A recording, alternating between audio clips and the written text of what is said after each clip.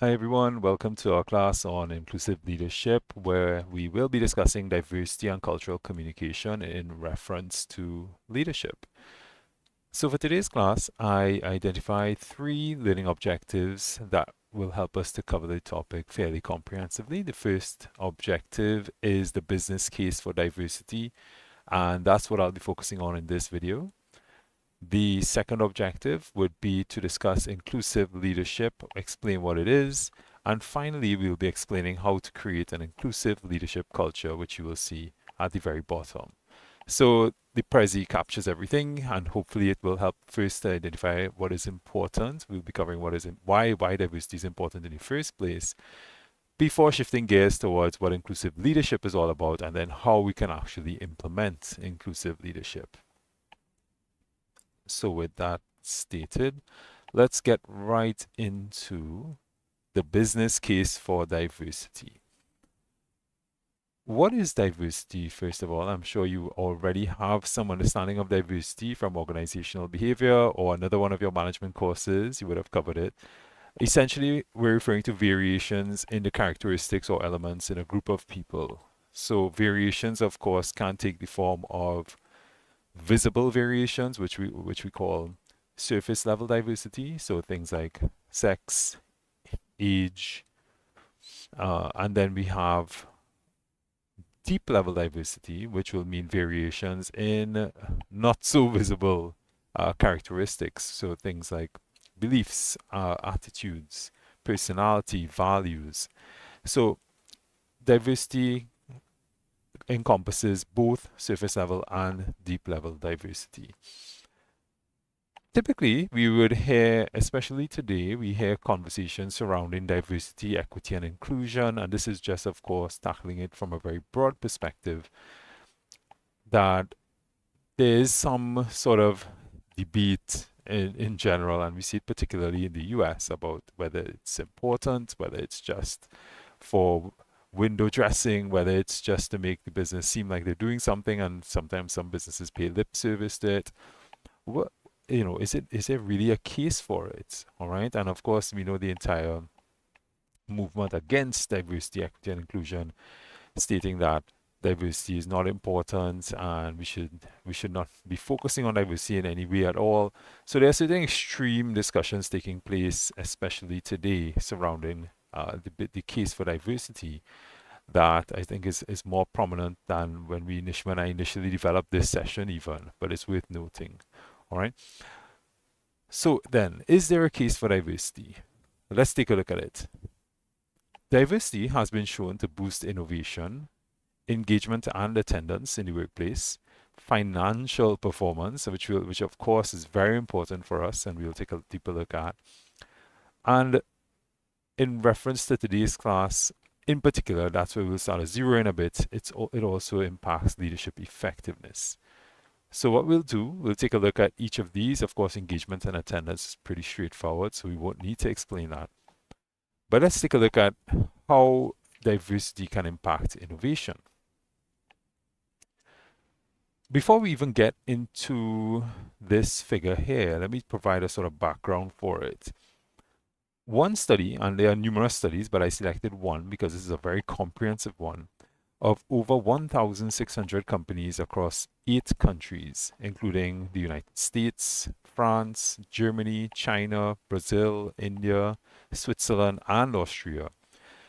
This study included not just 8 countries, but also a variety of industries and company sizes. And what they found was that when they examined diversity in management positions, right? Well, I should probably mention that first. Diversity in management positions with respect to gender, age, national origin, right? Gender and age, of course, more surface level. Career path, industry background, and education, which would be more deep level. So they looked at a variety of variations in individuals in these management positions. What they found was a statistically significant relationship between diversity and innovation outcomes. So you can even see it here, right here on the figure, whereas the diversity was better represented in these companies. They use a diversity index to calculate this the different variations and sum it up into an index from 0 to 1. And clearly you can see that the higher diversity in these top management positions, the greater the share of innovation revenues from products less than 3 years old.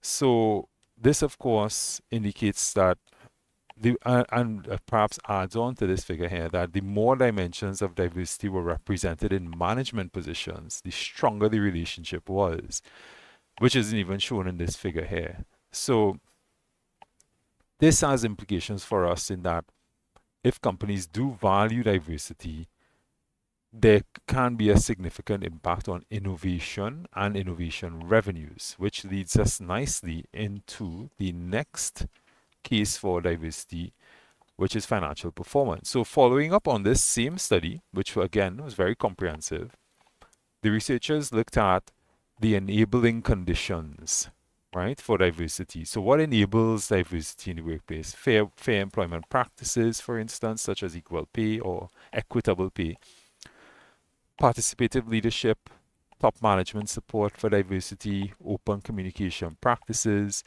right? These all enable diversity.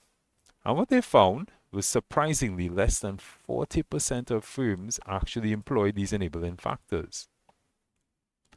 What this suggests is that diversity represents a tangible missed opportunity and a significant potential upside for most companies. I try to emphasize this point by showing you a money bag, because when I think money lost or potential money lost, a money bag to me has a lot of impact, right? Perhaps because I play too many video games. But that represents 12.9%. These enabling conditions, right? The lack of them represents 12.9% of innovation revenue down the drain. And if you think about that, that's a significant figure. And that's just for those enabling factors that I mentioned just now, right? If we take into account other enabling factors for diversity, such as enriching the diversity of the management team, greater variations in national origin, industrial origin, gender, different career paths for the managers, and so on, then this potential loss in revenue could climb higher than 20% of innovation revenue down the drain.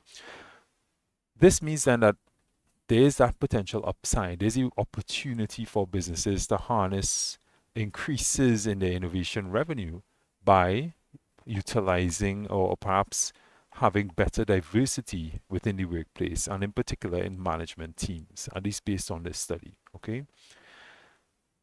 So we're building up the case for it, and given that our focus is going to be on leadership, I first want to identify the business case for it, and then that leads us into the leadership case for it. Is there any reason for leaders to be concerned about diversity? Well, if you weren't convinced before, from a leadership perspective, what did we find?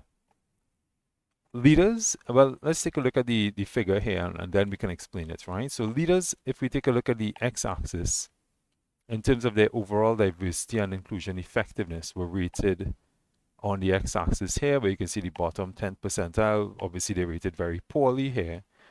And the top 10th percentile, they were rated very highly in terms of the extent to which they value diversity. The y-axis indicates overall leadership effectiveness, how they were perceived, the degree to which they were perceived as being effective in the workplace. Right, so you get where we're going here, right? What do the findings show us? Well, as you can probably see, leaders who were rated very poorly, the bottom 10th percentile on valuing diversity and inclusion, were rated only in around the 15th percentile for their overall leadership effectiveness, which you can see here, right? In contrast, those who were rated in the top 10th percentile in terms of valuing diversity, well, they were rated in the 79th percentile in terms of leadership effectiveness. So what we are seeing repeatedly and across different studies as well is that prejudicial behavior by a senior executive can have an extremely negative impact on the culture of an organization, because employees are clearly not perceiving them as very effective. So once again, we're seeing that there's a strong case for diversity. Diversity is also known to having diversity in the workplace also impacts employee engagement and even attendance. And this is very straightforward. So the more the organizations value diversity and had enabling conditions for diversity, that led to greater engagement, employee engagement, and reduced absenteeism or greater attendance, right? One point that I did not mention as yet would be the diversity and innovation across countries. Let's just zoom back to that, right? The relationships between innovation and diversity in these studies was interesting because they were strong in all countries across different cultures, and many studies have shown this consistently that innovation and diversity tends to be related across all cultures. But the picture can still be very different in depending on the country. The point I'm going to make here is that the starting position for diversity can differ depending on the country. And the best way to explain this is to use examples. So, for example, in Germany, right, educational diversity was significantly less in Germany, and you might be wondering why. Why is it so low in Germany? Well, because the overall level of education is so high in countries like Germany, there isn't really any room for variation in levels of education because the general population is so highly educated as compared to somewhere like India where they can greater benefit. There's more variation or opportunity for variation in educational level. So similarly, yeah, in industry and educational backgrounds had stronger effects. For instance, a variation in industry and educational backgrounds certainly impacted innovation more so in countries like India, China, Brazil. And perhaps our next example, a good example, is in the United States, something that we can often relate to our neighbors in a sense, right? First world neighbors. The diversity of national backgrounds was a stronger driver of innovation in France and the United States, right? So, of course, they have the opportunity for more variation there, given that the US is dominated often by well, depending on the state, right? And we've seen those things changing gradually, but they tend to, some states, of course, are heavily dominated by one particular type of ethnicity. Top positions are often dominated by white males in certain states, right? And in France, of course, there's also that lack of national background diversity. So an interesting question then could be, what are the different what would be a good starting point for Trinidad and Tobago? And you can think about this in a perhaps a more nuanced way. Are there any opportunities to harness diversity, taking into account everything we said so far, in particular enabling conditions? What are some starting points in Trinidad and Tobago?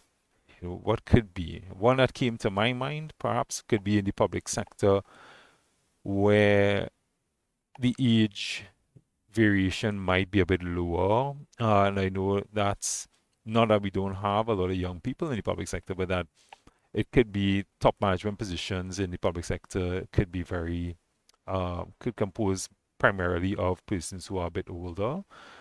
Not entirely, but primarily. I know, of course, there are a lot of promotions based on seniority, and perhaps there's the opportunity there for to harness variations in age, right? What about differences in career paths, right? Do we have a variation in that, or is there the opportunity for it in places like the public sector, or perhaps even in the private sector? And maybe even education levels. To what extent do we have variations in there that we can capitalize on, particularly in more senior management teams? And again, perhaps in the public sector. So I think public sector is a very interesting beast, something that we could dissect and say, well, hey, there might be some opportunities here to capitalize on variations in age, career paths, maybe even educational levels, and so on. So that's just one thought I had, but of course, it'd be very good to hear what your thoughts are as well. Okay, so that takes us to the end of the first objective. I hope via this presentation you've come to at least appreciate how important diversity can be for businesses and for leadership.